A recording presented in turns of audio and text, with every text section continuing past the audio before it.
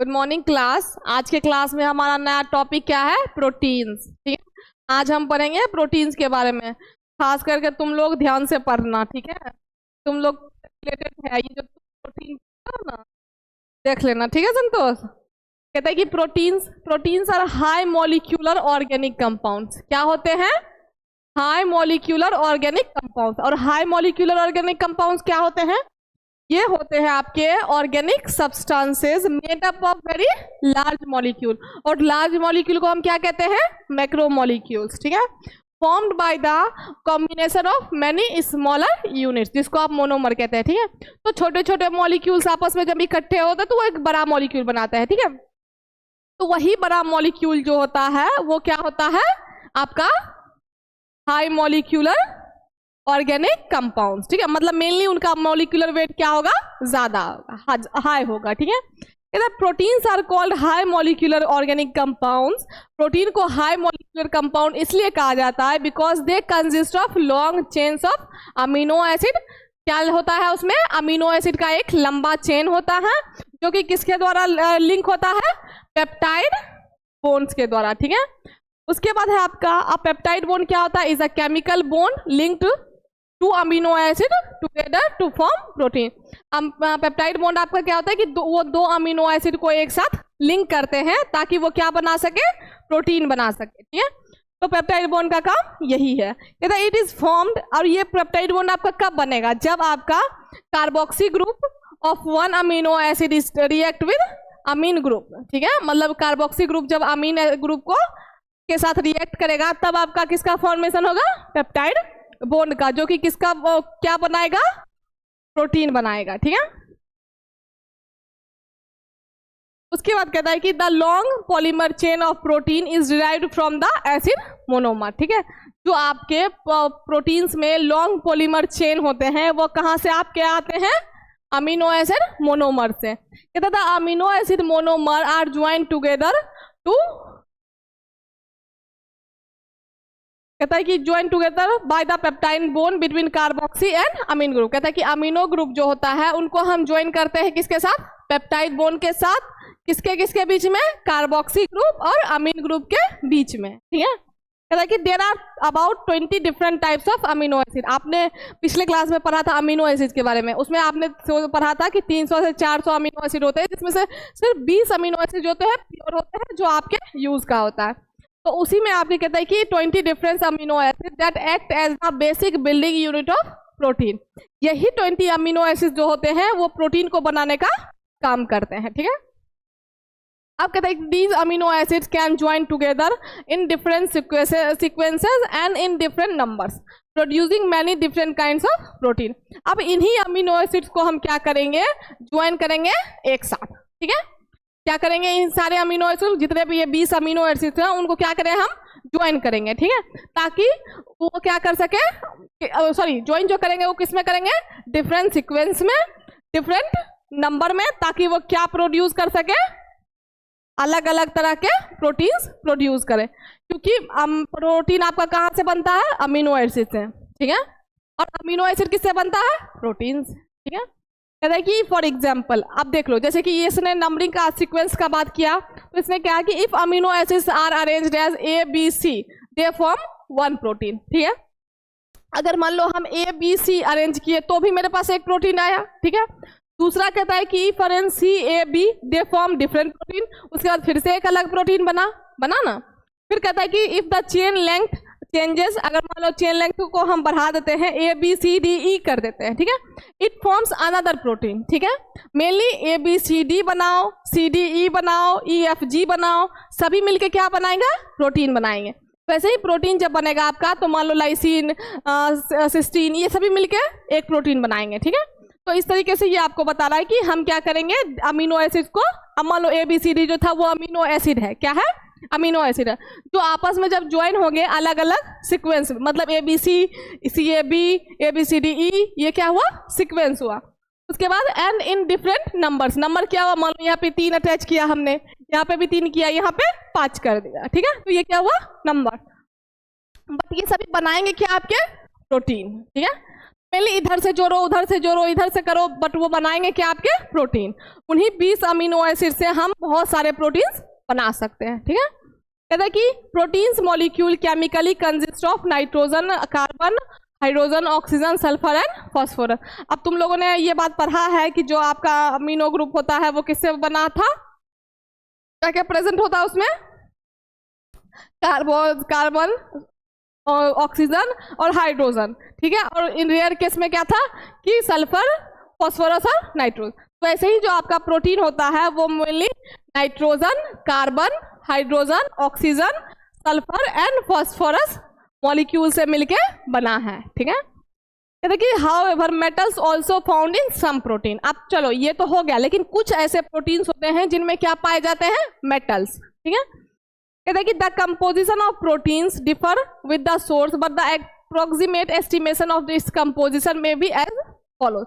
जो प्रोटीन आपका बना होता है उसमें जो कंपोजिशन होता है, जैसे कार्बन का कंपोजिशन आपका होगा 50 से 55%, हाइड्रोजन का कंपोजिशन होगा 6 से 7.5%, नाइट्रोजन का 15 से 17%, ऑक्सीजन का 21 से 24%, सल्फर का 0.2 से 2.2% और फॉस्फोरस का 0.1 से लेके 1%। ठीक है, तो ये सभी मिलके क्या बनाते हैं? प्रोटीन बनाते हैं। तो प्रोटीन में अगर पूछा जाए कि इसकी जो कंपोजिशन है वो किसकी कितना है, तो सबसे ज्यादा कंपोजिशन यहाँ पे किसका है? कार्बन का। कार्बन के बाद ऑक्सीजन का, ऑक्सीजन के बाद नाइट्रोजन का, नाइट्रोजन के बाद हाइड्रोजन का, हाइड्रोजन के बाद सल्फर का, सल्फर के बाद फॉस्फोरस का। ठीक है, इस तरीके से आपका प्रोटीन बनता है।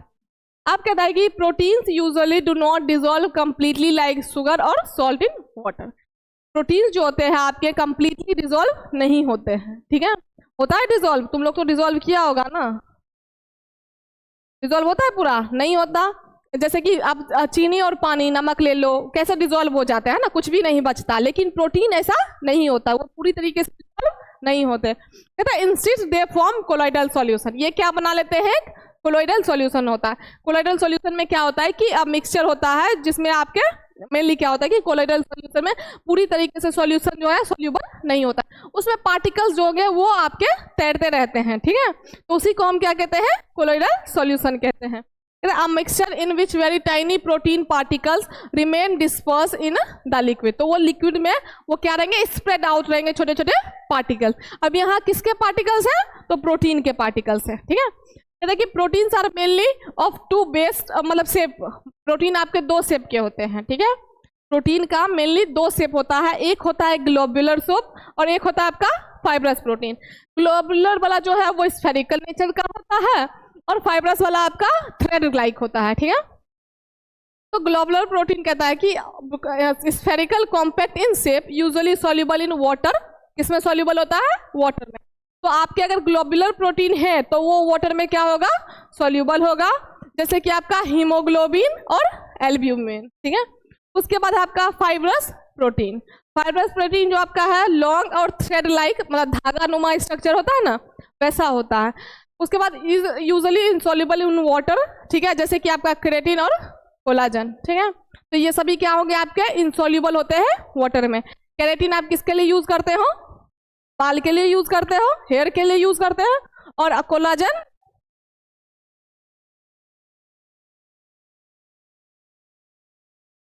बताओ, कभी सुना है? कोलाजन बूस्ट करता है ना? इसका मतलब क्या हुआ? हाँ, ठीक है, उसी के लिए होता है। क्या? स्किन के लिए। उसके बाद आपका क्लासिफिकेशन ऑफ प्रोटीन। ठीक है, मेनली क्या है?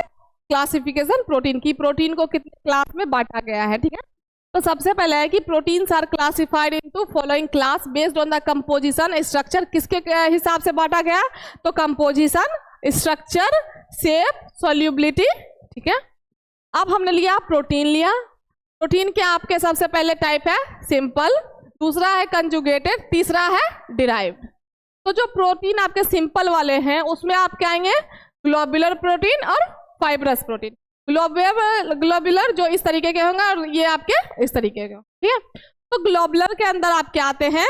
एल्ब्यूमिन्स, ग्लोब्युलिन्स, ग्लूटिलिन्स, प्रोलामिन्स, हिस्टोन्स, ग्लोबिन्स और प्रोटामिन्स, ठीक है।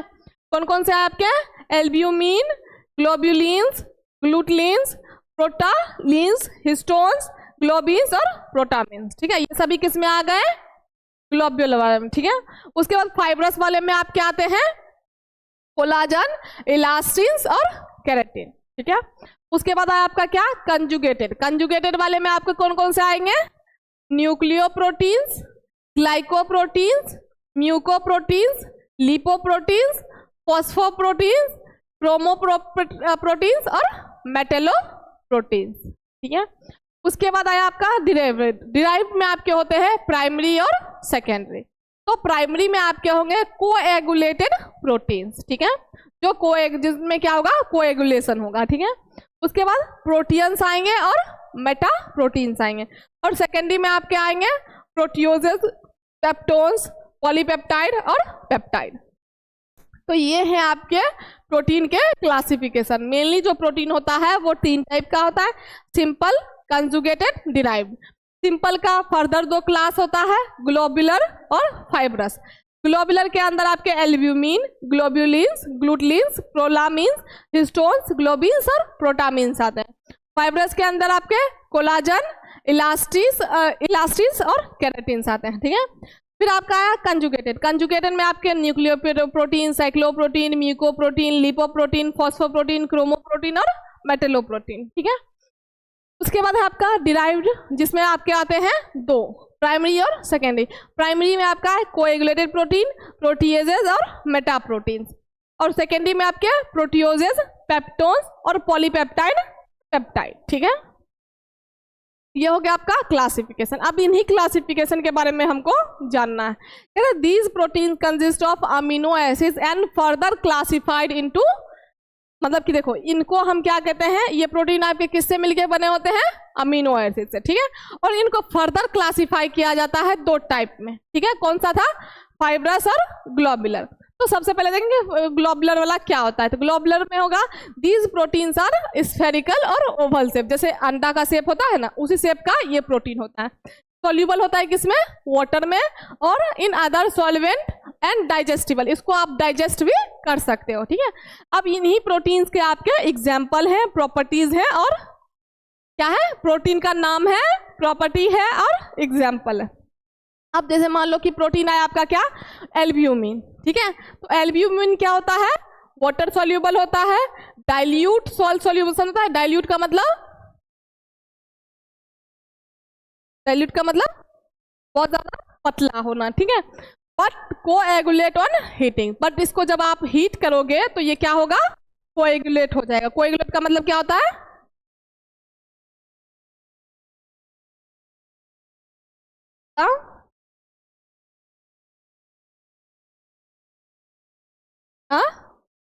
हाँ क्या होगा, ये जम जाएगा, ठीक है। उसके बाद जैसे कि एग्जांपल हो गया इसका, कौन कौन सा, सीरम एल्ब्यूमिन, ओवल ब्यूमिन और लैक्टोब्यूमिन, ठीक है।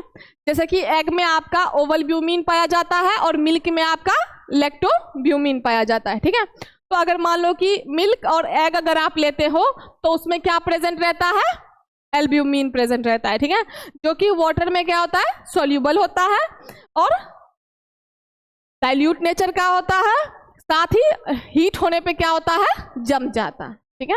आप जैसे अंडा ही ले लो, ठीक है, अगर उसको हीट के कांटेक्ट में लाओगे तो क्या हो जाता है, ऑमलेट बना लेते हो ना, ठीक है। तो उस तरीके से वो क्या होता है, हीट के कांटेक्ट में आते हैं वो जम जाएगा, ठीक है। उसके बाद है आपका ग्लोब्युलिन्स, क्या है, ग्लोब्युलिन्स। ग्लोब्युलिन्स क्या होगा आपका, soluble in neutral and dilute salt solution, ठीक है। उसके बाद है आपका क्या कहते हैं, सीरम ग्लोब्युलिन्स और वाइटेलिन। वाइटेलिन किसमें होता है, ये एग योल्क। एग योल्क क्या होता है, जो एग का वो येलो वाला पार्ट होता है उसको हम कहते हैं क्या, एग योल्क। तो उसमें क्या पाया जाएगा आपको, ग्लोब्युलिन।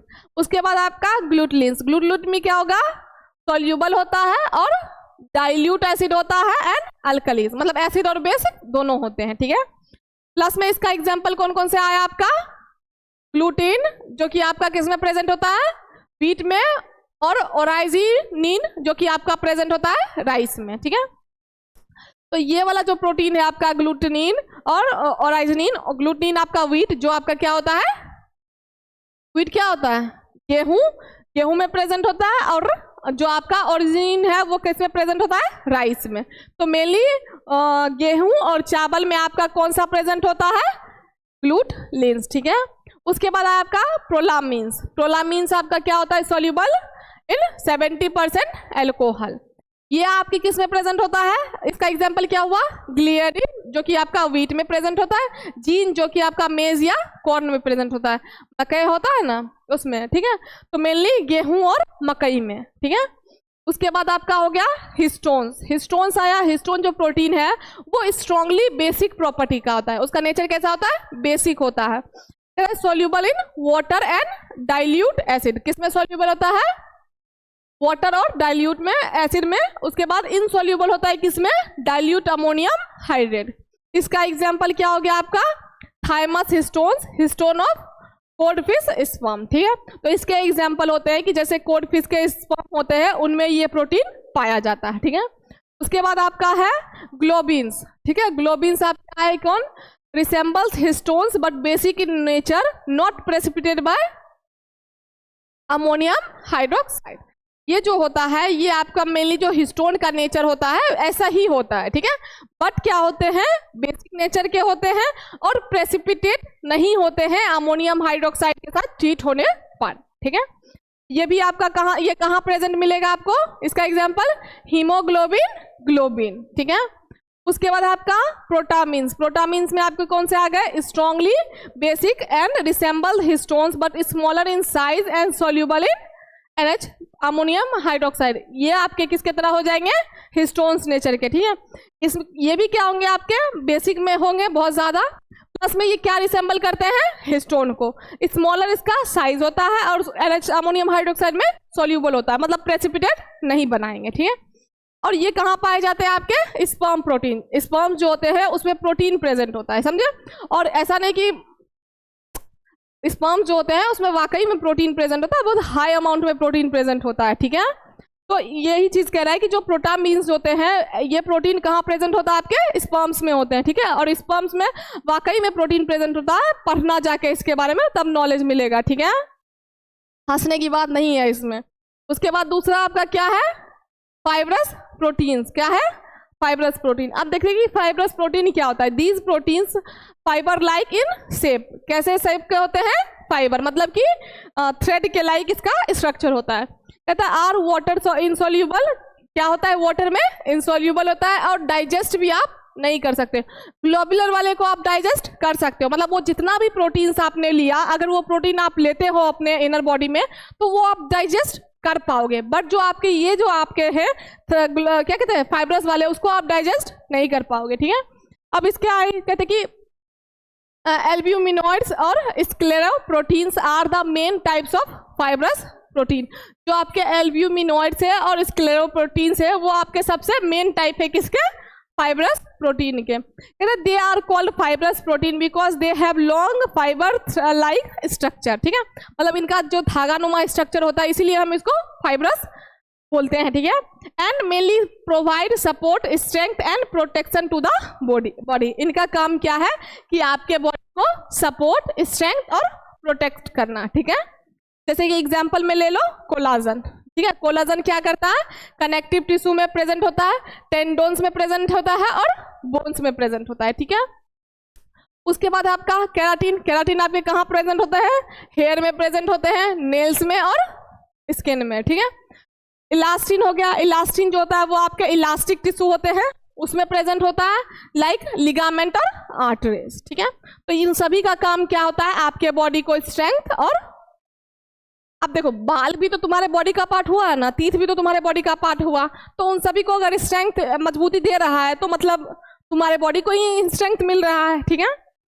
उसके बाद एग्जांपल में आ जाओ कोलाजन, तो कोलाजन क्या होता है आपका, connective tissue protein but non hydrolytic on boiling with water. कहता है कि ये कनेक्टिव टिश्यू प्रोटीन होता है, किसका प्रोटीन होता है, कनेक्टिव टिश्यू का। पर जब आप इसको, ये नॉन हाइड्रोलाइटिक होता है, हाइड्रोलाइटिक मतलब वाटर सॉल्यूबल नहीं होता है। जब आप इसको क्या करते हो, बॉईल करते हो किसके साथ, वाटर के साथ या फिर डाइल्यूट एसिड के साथ, और इसके वजह से आपका किसका फॉर्मेशन होता है, जिलेटिन का, जो कि आपका सॉल्यूबल भी होता है और डाइजेस्टिबल भी होता है, ठीक है। कुल मिला के आप कोलाजन को डायरेक्टली नहीं ले सकते हो, ठीक है, लेकिन जिलेटिन के फॉर्म में उसको आप ले सकते हो, क्योंकि जिलेटिन क्या होता है, डाइजेस्टिबल भी होता है और, ठीक है। उसके बाद है आपका इलास्टिन। इलास्टिन क्या होता है कि protein of elastic tissue such as tendons and arteries. उसके बाद केराटिन आ गया। केराटिन कहाँ प्रेजेंट होगा आपका, ectodermal structure like hair, nails और हॉर्न्स। हॉर्न जो आपके ये एनिमल वगैरह सींग होते हैं ना, उसकी बात कर रहा है, ठीक है। तो उनमें आपके क्या प्रेजेंट होंगे, केराटिन होंगे, ठीक है। जैसे आपके नेल में प्रेजेंट होते हैं वैसे ही एनिमल के सींग में होते हैं, ठीक है। उसके बाद आया आपका दूसरा टाइप है कंजुगेटेड प्रोटीन। कौन सा है, conjugated protein. These proteins are made up of amino acid and non protein moiety, ठीक है। ये अमीनो एसिड से बने हैं, साथ ही में नॉन प्रोटीन मोइटीज से बने हैं, मतलब ऐसे मोइटीज जिनमें प्रोटीन का प्रेजेंस नहीं हो, ठीक है। कहते हैं कि प्रोस्थेटिक और कंजुगेशन ग्रुप, जो कि आपके किसको क्या कहते हैं, उसको प्रोस्थेटिक या फिर कंजुगेटिंग ग्रुप। प्रोस्थेटिक और कंजुगेटिंग ग्रुप जो होता है वो आपका नॉन प्रोटीन पार्ट होता है, जो कि अटैच होता है प्रोटीन मॉलिक्यूल के साथ। In conjugated protein the protein has 2 part. और ये क्या कहते हैं, प्रोस्थेटिक वाला समझ गए कि non protein part protein part से अटैच होता है। कंजुगेटेड वाले में क्या होता है कि प्रोटीन पार्ट एक होता है, दूसरा आपका नॉन प्रोटीन पार्ट होता है, जिसमें कि प्रोटीन पार्ट जो होता है वो अमीनो एसिड का बना होता है, ठीक है, जिसको आप एपोप्रोटीन बोलते हो, और नॉन प्रोटीन पार्ट जिसको आप प्रोस्थेटिक बोलते हैं, जो कि आपका कंजुगेटिंग ग्रुप होता है, ठीक है। अब कहता है कि this non protein part helps the protein perform its function, मतलब मेनली प्रोटीन के फंक्शन के लिए नॉन प्रोटीन पार्ट भी इंपॉर्टेंट है, ठीक है। कहता है कि एग्जाम्पल्स इन हीमोग्लोबिन, जैसे कि हीम, ठीक है, ये क्या हुआ आपका नॉन प्रोटीन पार्ट हुआ, ठीक है। कहता है कि iron containing pigment is prosthetic group. अब जैसे कि इसमें हीमोग्लोबिन ले लो, उसमें हीम हो गया, तो हीम क्या हो गया आपका, प्रोस्थेटिक ग्रुप हो गया, मतलब नॉन प्रोटीन पार्ट, ठीक है। और ग्लोबिन क्या हो गया आपका, प्रोटीन हो गया। तो प्रोटीन और हीम मिलकर क्या बनाया, हीमोग्लोबिन। तो एक हो गया नॉन प्रोटीन पार्ट, दूसरा हो गया आपका प्रोटीन पार्ट, ठीक है। तो इसी तरीके से आपका है। अब इसका एग्जाम्पल देखो, न्यूक्लियो प्रोटीन्स। तो न्यूक्लियो प्रोटीन कहता है कि न्यूक्लिक एसिड, जिसको आप क्या बोलोगे, प्रोस्थेटिक ग्रुप, मतलब नॉन प्रोटीन ग्रुप, ठीक है। तो न्यूक्लियो प्रोटीन जो न्यूक्लिक एसिड होगा वो क्या होगा आपका, प्रोस्थेटिक ग्रुप, जो कि जिसमें प्रोटीन प्रेजेंस नहीं होगा। जैसे कि एग्जाम्पल में हो गया न्यूक्लियो हिस्टोन्स और न्यूक्लियो कैस्पिन, ठीक है। तो इन सभी में क्या होगा, न्यूक्लिक एसिड जो होगा वो नॉन प्रोटीन पार्ट होगा। बाकी जैसे कि आपका हिस्टोन प्रोटीन है और कैस्पिड प्रोटीन है, ठीक है। अब है ग्लाइकोप्रोटीन। ग्लाइकोप्रोटीन में होता है कि प्रोस्थेटिक ग्रुप इज कार्बोहाइड्रेट, ठीक है। अब ग्लाइकोप्रोटीन मतलब ग्लूकोज से मिलकर बना है कार्बो, तो ग्लूकोज जो है वो क्या है, नॉन प्रोटीन पार्ट है, ठीक है। कहता है कि if concentration of carbohydrate is more than 4% of protein then protein is known as mucoprotein. अगर कहता है कि कंसंट्रेशन जो है कार्बोहाइड्रेट का वो 4% से ज्यादा है, किसके, प्रोटीन के, तो उसको आप क्या कहोगे, म्यूकोप्रोटीन। जैसे कि आपका हो गया म्यूसिन, मतलब स्लाइवा, और एग में जो प्रोटीन प्रेजेंट रहता है वो, ठीक है। अब है आपका लिपोप्रोटीन। लिपोप्रोटीन में जो आपका प्रोस्थेटिक ग्रुप है वो क्या है, लिपिड। प्रोटीन तो प्रोटीन है, ये है, लिपो मतलब लिपिड, तो इसीलिए लिपिड जो होगा वो प्रोस्थेटिक, मतलब लिपिड जो है वो प्रोटीन नहीं होता है, ठीक है। तो प्रोटीन और लिपिड मिलकर क्या बनाया, लिपोप्रोटीन बनाया। जैसे कि आपका सीरम लिपोप्रोटीन, मेम्ब्रेन लिपोप्रोटीन, ठीक है। अब है आपका फॉस्फोप्रोटीन। अब फॉस्फोप्रोटीन में आप बताओ कि प्रोस्थेटिक ग्रुप कौन सा होगा, प्रोस्थेटिक ग्रुप को, मतलब कि इसमें प्रोस्थेटिक ग्रुप कौन सा होगा, फॉस्फोलिपिड में, सॉरी फॉस्फोप्रोटीन में। फॉस्फो क्या होता है, फॉस्फोरस ग्रुप है ना, तो फॉस्फोरस तो आपका प्रोटीन नहीं होता है, ठीक है। तो इसलिए फॉस्फोरस प्लस प्रोटीन क्या बना, फॉस्फोप्रोटीन। तो इसलिए फॉस्फोरिक एसिड जो होगा वो प्रोस्थेटिक ग्रुप होगा, मतलब नॉन प्रोटीन पार्ट। जैसे कि आपका एग्जांपल हो गया कैसिन, मिल्क और विटेलिन, जो कि आपका एग योल्क में प्रेजेंट होता है, ठीक है। अब है आपका क्रोमोप्रोटीन। क्रोमोप्रोटीन जो होता है मेनली कलर, क्रोमो का मतलब क्या हुआ, जहाँ पे कलर का बात आ रहा है, ठीक है। तो यहाँ पे क्या होगा, जो मेनली कलर पिगमेंट होगा वो आपका क्या होगा, प्रोस्थेटिक ग्रुप होगा, जैसे कि हीमोग्लोबिन और साइटोक्रोम, ठीक है। अब है मेटलोप्रोटीन। मेटलोप्रोटीन में सिंपल सी बात है, मेटल जो होगा वो आपका क्या होगा, नॉन प्रोटीन होगा, और प्रोटीन आपका प्रोटीन होगा, तो प्रोटीन प्लस नॉन प्रोटीन क्या बन जाएगा, मेटलोप्रोटीन, जो कि जिसमें आपका मेटल आयंस होगा such as Fe, CO, zinc, copper और मैग्नीशियम, ठीक है। उसमें आप जैसे इसका एग्जांपल लगा सेरुलोप्लाज्मिन, कार्बोनिक और कार्बोनिक एनहाइड्रेज, ठीक है। सेरुलोप्रोजेक्ट में जैसे कि कॉपर आपका हो गया मेटल, और इसमें आपका हो गया कार्बोनिक एनहाइड्रेज में जिंक, ठीक है। तो वो सभी क्या हो गया, आपके प्रोस्थेटिक ग्रुप हो गए, ठीक है। इस तरीके से हो गया। उसके बाद आपका तीसरा जो है वो क्या है, डिराइव्ड प्रोटीन। तो डिराइव्ड प्रोटीन जो होते हैं वो आपके होते हैं, these proteins are derived from simple and conjugated proteins, their denaturation और डिग्रेडेशन। कहता है कि जो आपके ये डिराइव्ड प्रोटीन होते हैं वो कहाँ से आते हैं, सिंपल एंड कंजुगेटेड प्रोटीन, जो भी आपने दोनों प्रोटीन पढ़ा उसी से डिराइव्ड होते हैं क्या, आपके डिराइव्ड प्रोटीन, जो कि कैसे मिलते हैं आपको, डीनेचुरेशन और डिग्रेडेशन। मतलब जब आपका प्रोटीन जो क्या होता है, खराब हो जाता है, डीनेचर हो जाता है, तब जाके आपका ये प्रोटीन बनता है, ठीक है, फॉर्म होता है। कहते these protein are further divided into primary derived protein. देखो सबसे पहले डीनेचुरेशन का मतलब होता है कि इसमें क्या होगा कि means the protein loses its natural shape due to heat. उसके बाद हीट, एसिड, अल्कली और केमिकल्स, बट इस basic amino acid chain remains intact. मतलब इसका स्ट्रक्चर तो सेम होगा, बट लेकिन इसका जो शेप होगा वो क्या हो जाएगा, चेंज होगा। किसमें, डीनेचुरेशन। और डिग्रेडेशन में क्या होता है कि प्रोटीन का ब्रेक डाउन हो जाता है स्मॉलर से स्मॉलर पार्ट में, ठीक है। बिकॉज उसमें क्या होता है, जो पेप्टाइड बॉन्ड प्रेजेंट होता है वो क्या हो जाता है, ब्रेक हो जाता है, ठीक है। अब है आपका कि इसमें इसके डिराइव्ड के दो पार्ट होते हैं, प्राइमरी डिराइव्ड प्रोटीन और सेकेंडरी डिराइव्ड प्रोटीन। तो प्राइमरी डिराइव्ड प्रोटीन होता है वो दीज प्रोटीन्स आर डीनेचर्ड और कोएगुलेटेड और first hydrolysed product of protein. कहता है ये प्रोटीन्स जो होते हैं वो आपके डीनेचर्ड होते हैं और कोएगुलेटेड होता है। डीनेचर मतलब अब शेप चेंज हुआ, तो शेप चेंज होने की वजह से वो क्या हो जाएंगे, कोएगुलेट हो जाएंगे, ठीक है। अब कोएगुलेट होंगे, और ये कहता है कि ये जो है प्रोटीन वो सबसे पहला प्रोटीन है जो हाइड्रोलाइज होता है, मतलब वाटर के साथ रिएक्ट करता है ना। हाइड्रोलाइज का होना का मतलब क्या हुआ, जिसमें वाटर का एडिशन होता है, ठीक है। अगर वही हाइड्रोलाइसिस होता तो वाटर का ब्रेक डाउन हुआ, ठीक है। तो फॉर एग्जांपल में इसने लिया, जैसे कि प्रोटीन में आपका आ गया कोएगुलेटेड प्रोटीन।